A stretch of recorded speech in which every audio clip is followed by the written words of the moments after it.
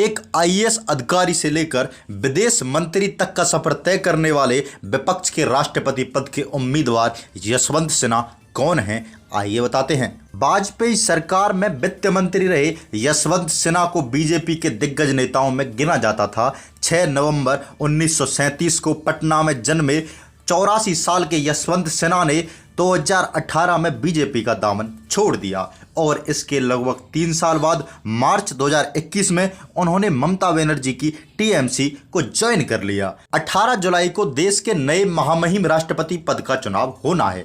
मौजूदा राष्ट्रपति रामनाथ कोविंद का कार्यकाल 26 जुलाई को खत्म होने जा रहा है। ऐसे में चुनावी कश्मकश शुरू हो चुकी है। विपक्ष और सत्तापक्ष दोनों के बीच ही अपने अपने उम्मीदवारों को फाइनल करने के लिए माथापच्ची कर रहे हैं। शाम को बीजेपी संसदीय बोर्ड की बैठक है जिसमें एक नाम पर मोहर लग सकती है।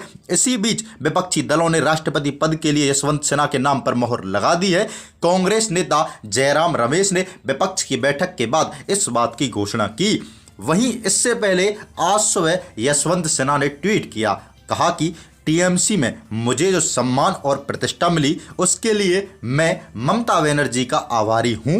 अब समय आ गया है जब एक बड़े राष्ट्रीय उद्देश्य के लिए मुझे पार्टी से हटकर विपक्षी एकता के लिए काम करना चाहिए। मुझे यकीन है कि पार्टी मेरे इस कदम को स्वीकार करेगी। आइए बताते हैं यशवंत सिन्हा के बारे में पूरी जानकारी, जिन्हें विपक्षी दलों ने राष्ट्रपति पद का उम्मीदवार घोषित किया।